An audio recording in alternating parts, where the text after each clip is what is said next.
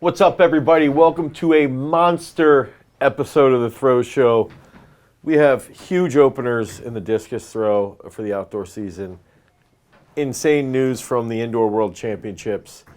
And I don't remember what else. I just know it's total insanity. There's a lot of stuff. Yeah, so I want to get rolling immediately because Ralford Mullings, who's a Jamaican, opens up at 62.47, and in the exact same day, Virgilius Alekna's son opens up at Cal, 62. I don't even remember what. But these two guys are both in the Pac-12, throwing 62 mid. One, I can't wait to see what that conference championship's like. But two, it's just crazy that there might be 4 or 5 guys going well over 61, 62 meters this year.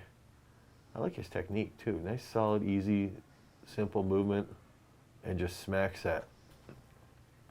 And so what's interesting that I was thinking about is with Kai Chang, Dakers, Schmeichel, Chad Wright, there might be 5 or 6 Jamaicans throwing over 62 meters. So this is just, and that's just on the men's side, you know. So I think that for me, one, I was excited for the opening week basically of the outdoor season. Also, a lot of these kids at the collegiate level coming off of indoor nationals, and they're going into that next meet. Peyton opened up and went like 17:37 outdoors. So it just shows you how hard it is to be, like physically challenging it is to be a collegiate thrower. Right. Yeah, just going indoors to outdoors to, if you're good enough, the professional ranks. I actually like how he sort of stalls out his left arm in the middle. Alekna, one thing he does, Jason sort of pointed this out, is that drops his left a little bit, but he does have a little bit of difference from his dad's technique. The right stays real bent. Yeah, tight out of the back. It's much more narrow than his dad. Mm-hmm. He like drops it as he first enters into the circle, the left arm, and then sort of rewraps in the center, in the middle. Drop, up. I wonder how big he is. Does anybody know? 3rd all-time at Cal in his collegiate debut. So he ends up taking the lead from Ralford Mullings, by what, 20 centimeters about. And then one of the guys that we're working with, I think he could push for these guys a little. Yeah. He's huge. Yeah. What do you see with his technique? I want to see his footwork. See, the thing is with the right leg out of the back, I think that's the most different thing. But, really what's most important is the hip really rotating around out of the back. And if the right gets long, I think it's easier to get the hip around if the right's long. But if you can still do it with the right tight, if the same thing is really happening through the circle. Mm-hmm. What I was thinking last night? I had like a little throws epiphany. I mean, I've thought this in the past, but it's like one of the benefits, he's not jumping here, but and this has nothing to do with Alekna here. If somebody jumps... You're going to say something bad. No. If someone jumps out of the back, if they're late off their left, so someone who's typically they struggle to come off their left, but they jump just a little bit with their right, it can alleviate the stress that the late left will cause because there's a little more time out of the back for the left to come down and still land in a decent position as long as they're controlling their upper body. Yeah. I mean, I think that's why you see a lot of that go together kind of hand in hand lots of time. And like, even like if the right's jumping, probably the left's extending a little bit more because it's pushing off. Yeah. And then if the left's extending, it's also staying down longer. Yeah. Versus staying bent and pulling off. Yeah. Yep. I just wanted to tell you I was thinking about that. So that takes us to a great weekend of openers, and Olympic champ Val Allman just comes out and keeps everything rolling. 68-13, huge monster opener. I assume she's probably going to open up not open up, but she will, I would think, compete this week at Texas Relays. So I'm also excited if she's thrown back in Texas to see what that brings up. I think she's just gonna. We might see like a 5 or 6 year tear here, of like just long-term domination. Yeah. Like opening up at 68 after what she did last year. Though you wonder with like Urende, like, you know, could challengers come up behind her, you know, and like, you know, other younger, you know, throwers. That's true. But still, I mean, she's still obviously, with this as an opener, you know, very definitely dominant. Yeah, that's huge. It's going to be the one to chase. So congrats to Val and Zab there, Coach Zion. Huge monster bombs. Huge. Now, man, World we didn't championships. did we make a prediction for this? I don't think we did. I think, well, the one prediction we definitely made, we were wrong in. Which one was that? We'll find out. If you don't know, okay, you'll find out. I think what I was blown away by was, one, the win in the last round is literally like every thrower's dream, and Dongmo winning on her last throw is like she lived out the dream that everybody trains for. Yeah. And so, and not only did she do that in a competition, she did it at the World Championships, you know, Indoor Worlds. And the other factor here is like, a lot of times Indoor Worlds, it's like, it's just Indoor Worlds. It's one of those meets. This meet for women and for men was just stacked. Like, these were huge events. And so, you know, watching and following through with the women, and seeing what Maggie had done at U.S. Indoors and what Chase was capable of doing, and then having them come out, you know, and having Chase come out and perform at the level she did, like, that is huge. Yeah. So let's check this out. She lines that up real well out of the back. She catches it back. Boom. Long finish. Then.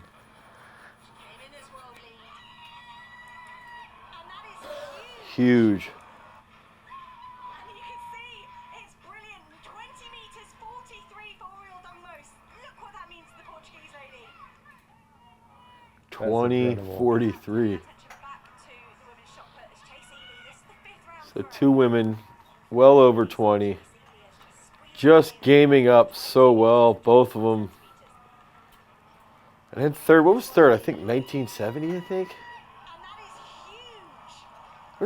It was like 6 or 7 girls over 19. Yeah, there were. I think it was the Sarah Mitten threw well. The Dutch girl. Yeah, she got third.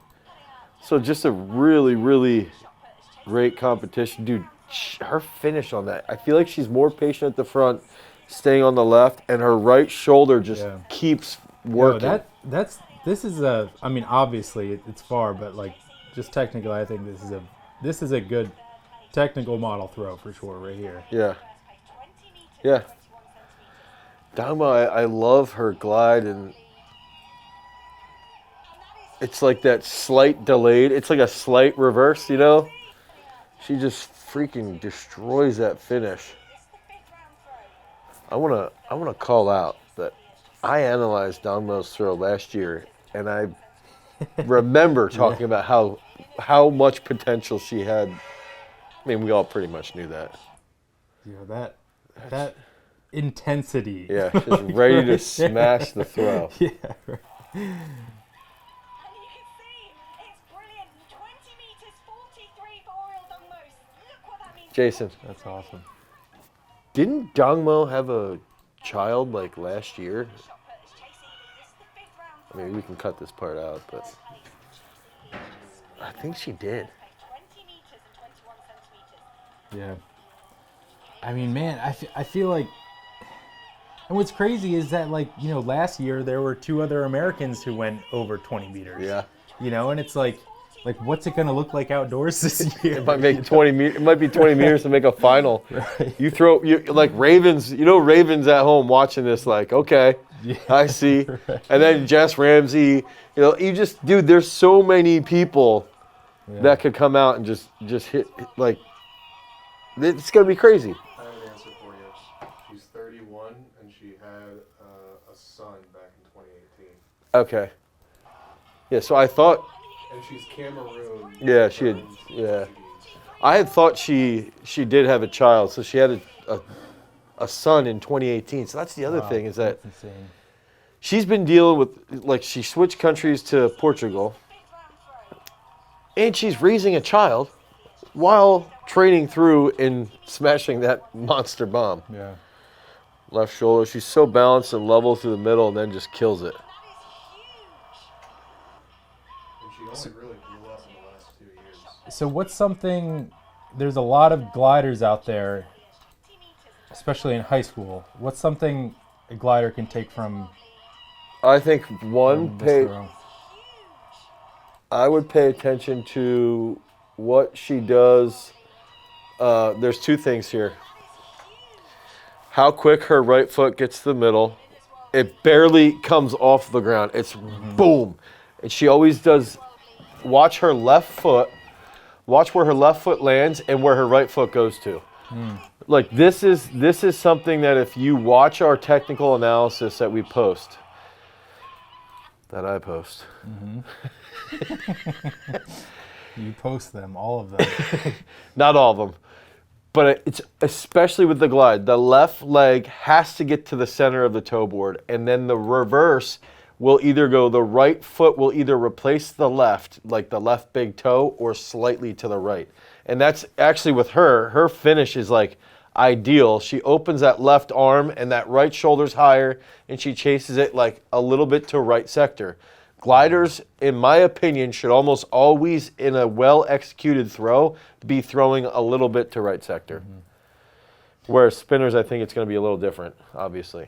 You know, with this throw too, she does have more of a reverse than she typically does. Yeah. And I think it's partially probably just the adrenaline, like, you know, just chasing it the whole way out. I think, too, when someone is as dialed in as she is with her technique, I think they're capable of getting into a big-time situation like this. And she clearly trains hard. She busts her butt. You know, she works very hard. It's easier for someone who has less movement, you know, in the glide, to just turn the dial as high as you possibly can and smack it. Yeah. Whereas in the spin, there's a little more leeway with things to go wrong, so it can be a little bit more challenging. You know, you might have a tendency of falling out of the back or whatever. We sort of talked about this with having, like, knowing your tendencies at higher speeds. Yeah. It's just easier to have more consistent tendencies. So this, and even in the women's competition, there was some controversy over fouls. Sarah Mitten was called on a foul, which she protested and then got into the final with a measured mark as the 8th spot, and then she proceeded to improve upon that. And Josh Awatunde, he also got called on a foul as well. You know, and I think he went 2170. So Tunde goes 2170 and gets like 5th place, and that's the thing that people like. This competition was phenomenal. I think Tunde could be another sleeper outdoors again. You know, we talked about him leading into this competition. I actually might have predicted him getting 2nd. So maybe they called a foul on his right. Is that the 22-meter line? Yeah. I think they're calling a foul on his right like a foot. 22-10. On his right foot on the reverse, it comes over to the right side of the toe board. That's where I'm thinking they're calling. The toe kind of might slip over.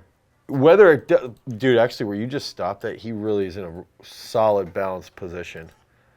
So, like, right there. Like right there. Yeah. If the right toe kind of slips. Yeah. I can't. I don't know. You can't tell because of the angle. I don't know if they play this later in slow motion. I'd call it a fair throw. I mean, I'm calling everything fair throws. I call heel fouls on the toe board a fair throw. See if they play this a little bit later, if they do a replay.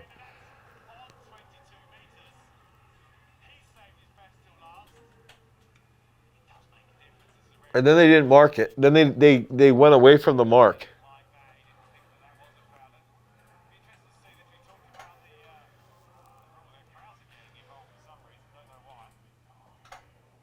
Yeah, I don't see it.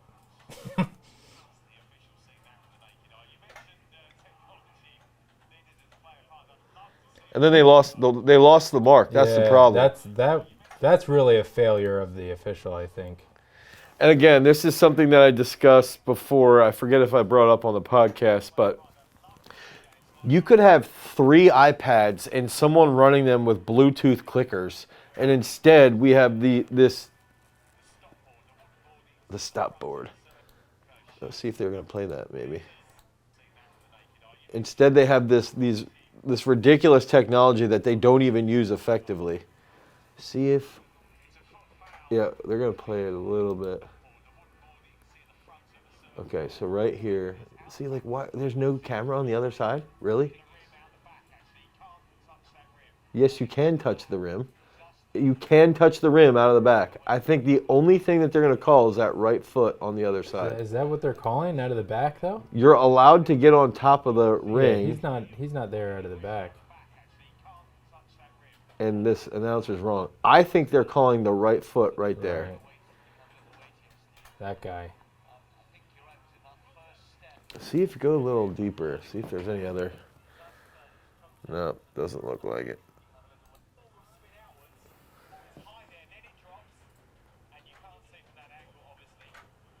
And he just rotates a nice bent knee. Yeah. I think maybe his right foot, maybe. Yo, how about the awareness that he has just where he is in the circle, To pick up his right. where his right foot is, and that he kind of curls his toes up right there, just knowing that he's, in danger. If he would have just put his full weight on the Yeah. right foot, it would have been a clear foul. Yeah. But he lifts his toes up and I think saves it. But 5th at World But- Champs. regardless, he's going to Yeah. be there, So this is what was coming. crazy is, okay, so Walsh, so he goes, Tunde goes 21-70, has a big foul. Walsh goes 22-31. 3 guys over 22-31.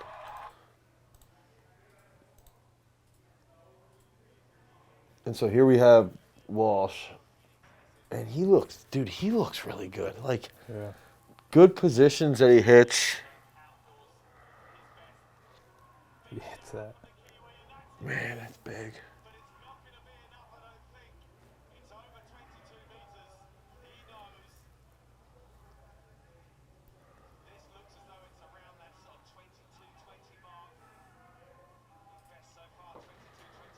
So basically, if you have a left that picks up slowly out of the back, you're either going to have to lift a little bit or you have to hold a lower left arm like Walsh does. But the thing is, and that's if you're dialed in, because usually when people do that, especially beginners, they're just going to over-rotate or go too long across the circle. Yeah. So if you're not dialed in with that and able to suck your right back in, hold the left, like, you're going to be all over the place.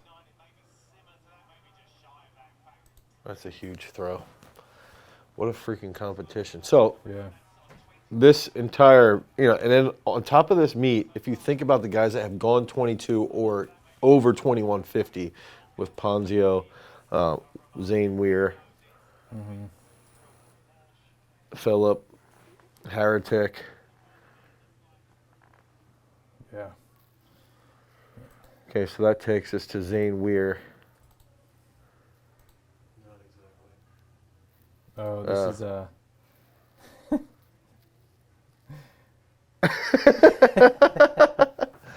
I actually thought, Oh, left him hanging. does Weir even notice what's going he has on? No clue. He's in the zone. He's ready to toss. I think he I has don't his, even know if he has his eyes open. Yeah, I think he had his eyes closed. Yo, how much is this like a typical 2 completely opposite personalities during a competition, too? I feel like Tom is like the More energetic, jovial going around, Yeah. and Zane is obviously in in the zone. just focusing, Right. That's funny though. He had gone 21-34, so it's like, man, this competition, like that's, dude, I just, he misses a fist bump. Now, here's the shocker. is that I possibly wrongfully so equate Crouser to like the Tom Brady of throwing. And maybe that's not fair entirely to Tom Brady because Crouser hasn't been as dominant for as long. And I don't think he's as dominant as someone like Duplantis has been in the pole vault.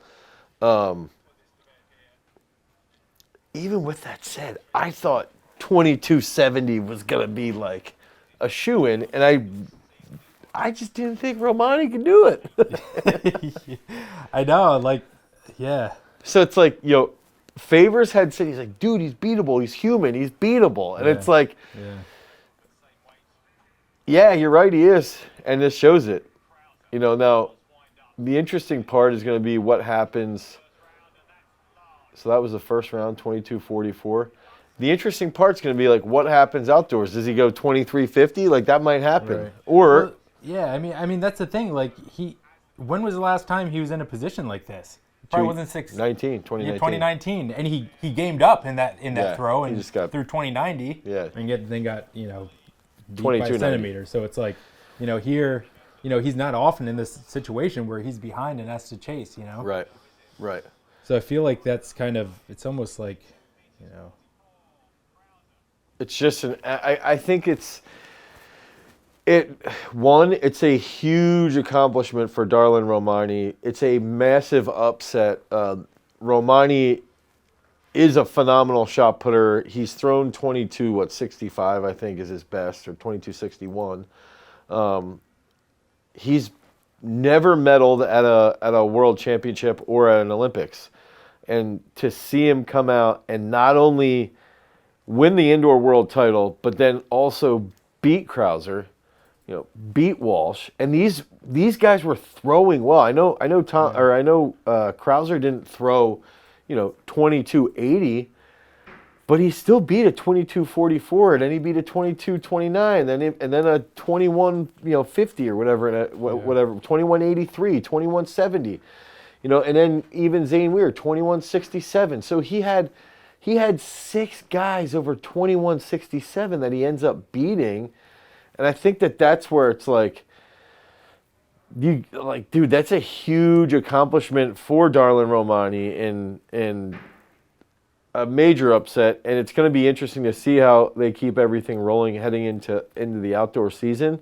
It's going to be a little bit easier travel for Romani too. I know Crouser, it's basically just flying back home for him to compete in Eugene, but for Romani, it's going to be easier travel for him, and right. It's shaping up to be an absolute phenomenal outdoor season. And then you look at 2170 is 5th place at the Indoor World Championships, and 2170 was first and essentially 2nd place at the NCAA. Right. So there's a couple other guys that you can start to factor in. So let's check out Romani's. So here's the winning throw. He's so big. Amazing. Those eyeballs. Yeah. Reminds me of like Adam Nelson. Yeah.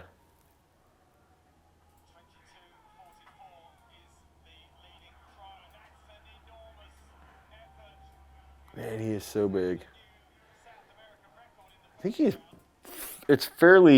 I'm fairly certain he's the largest human being I've ever been around that's not height-wise, but thickness. Seeing him eat at a table around normal people, it's like he eats like 5 plates and he just takes up so much room. Do they show this throw in slow-mo? I just wanted to see that intro again. I think one of the biggest failures of beginner throwers is they just don't know how to get intense before a throw. Yeah, that's fair.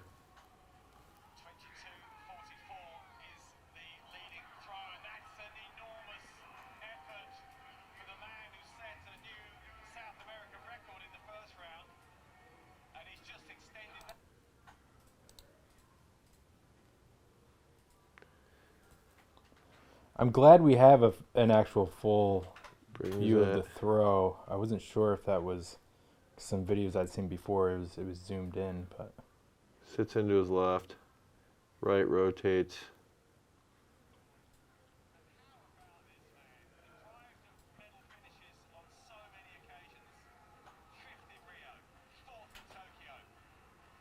Fifth and fourth at the Olympics. Another throw over 22.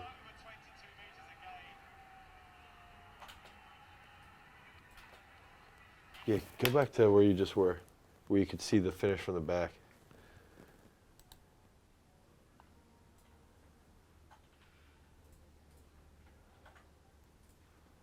That flat left comes through, a little jumpy with his right, but whatever. we're still turning. Yeah, he just rotates so well. It's like his left arm comes back across a little higher than Crouser holds that. Still Left wraps comes. and then opens up. His Yeah. left's getting down. Boom. Huge throw. Yeah, congrats. I think you're right, though. I think some of the big takeaways is